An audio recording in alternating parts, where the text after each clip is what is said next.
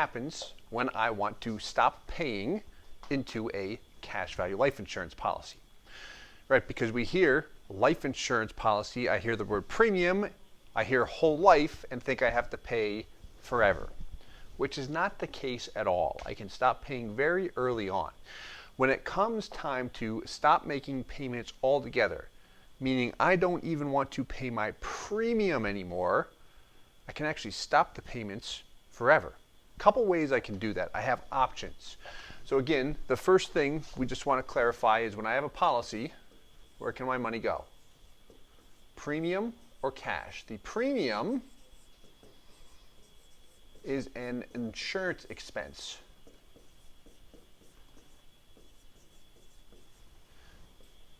The PUA rider is money that goes straight into cash. Now the thing with the PUA rider is that that piece there, that cash contribution, is optional. I can add money there, I cannot add money there.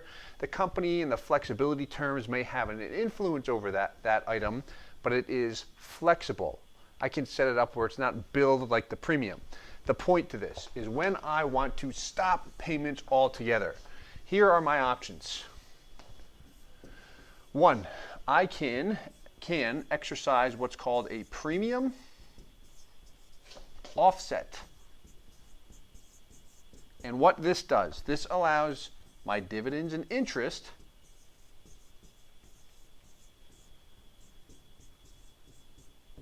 to pay my premium for me. So if I have a $2,000, a $10,000, a $100,000 base premium, this is referring to the insurance expense component of the policy. This premium offset option literally peels off my interest earned, both my dividends and my guaranteed interest, pays the premium first, and then it into paid up additions. That's my first option. We see that most commonly used or most commonly practiced. The second option is what's called a reduced paid up option. And what this allows me to do, it completely eliminates the premium.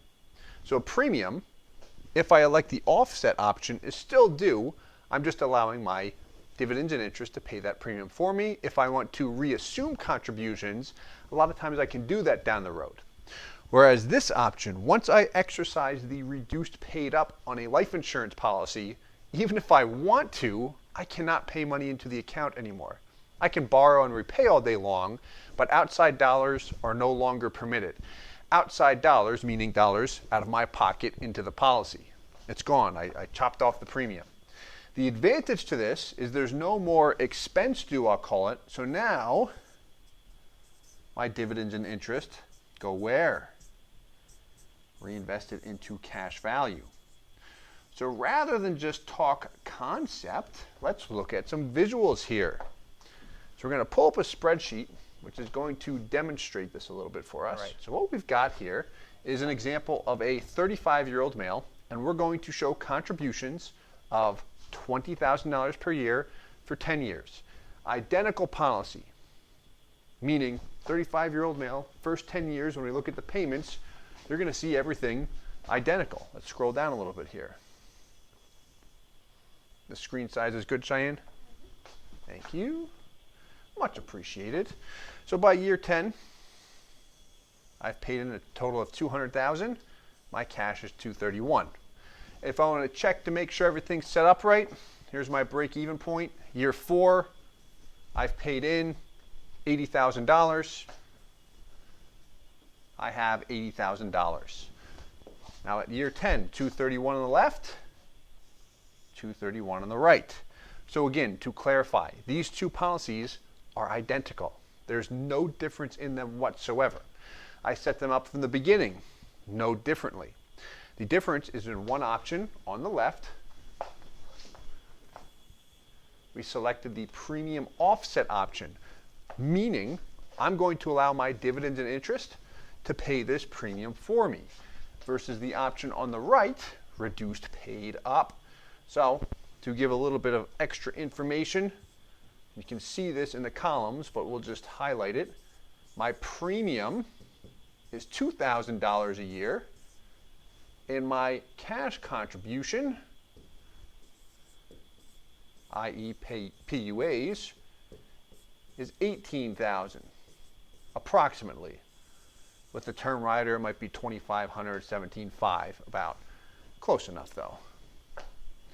Now, let's look at the real impact. Again, the right is the reduced paid up option.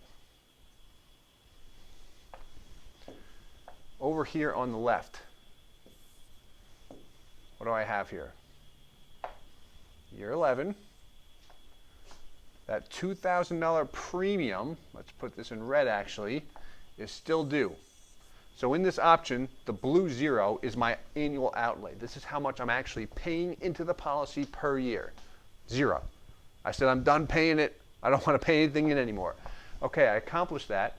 0 after the 10th year. My dividends are still producing.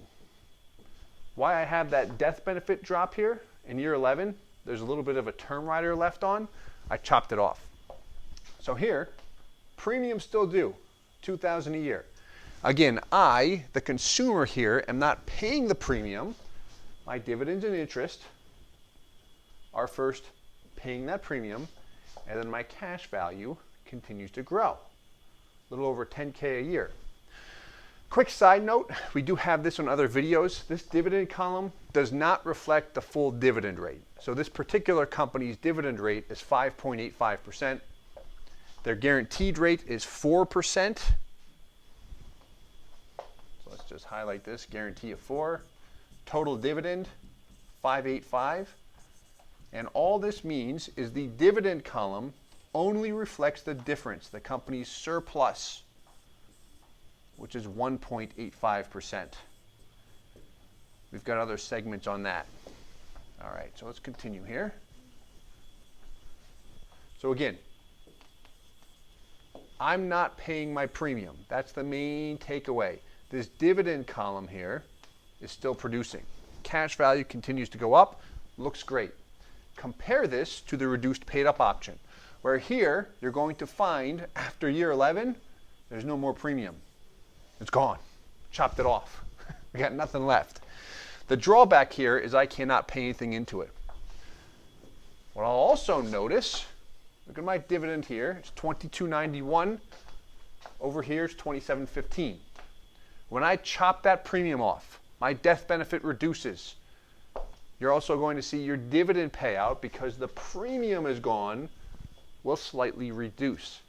Now what I want to look at here is that reduced dividend going to negatively impact my cash growth? So slight dividend reduction. The advantage now is my dividends do not have to pay for a premium. There's no premium due. Whereas again, on the example on the left, my dividends and interest first paid my premium and then came back to cash. Reduced paid up option, not the case. So as a result, you might be looking at the columns at this point in time. What I want to see is my net cash value. Which option, which example gives me more? Well, let's do a quick little study here. If I look at year 20, I've got $345 in cash.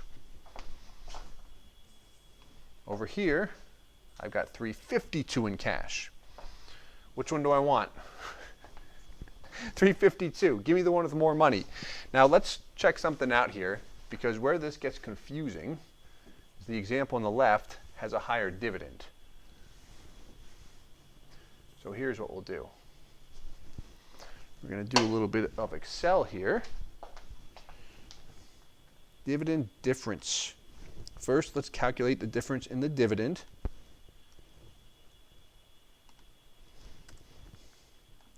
We'll also do a cash value study.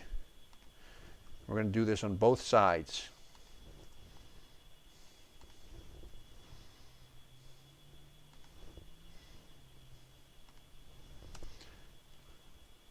Almost done.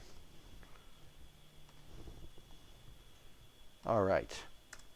Now we just want to drag and drop.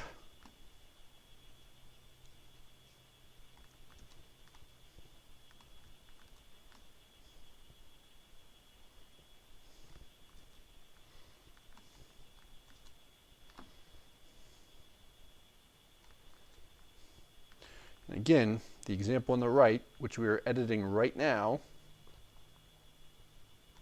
is the reduced paid up option. In most cases, we have seen this is much more efficient from a pure cash value standpoint, especially when I'm done funding the account.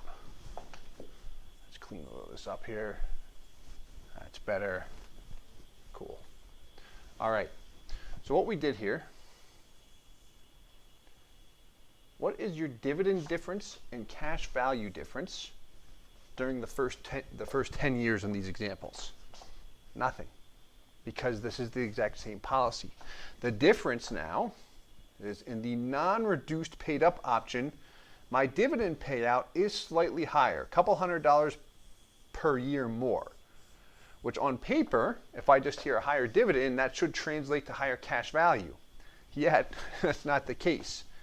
So the column here that we have negatives represents how much money I have less in cash value with allowing my dividends and interest to pay my premium first.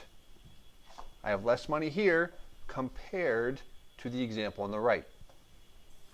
If you just want the end result here, the reduced paid up option, the way I often like to explain it, is that it is a nice means to cut my insurance expenses.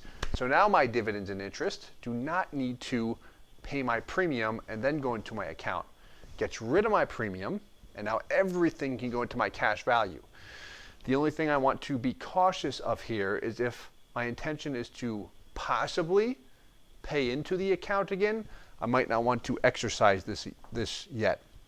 Because once I exercise it, I can't pay premiums in anymore, or cash, nothing. I can borrow and repay, but that's it.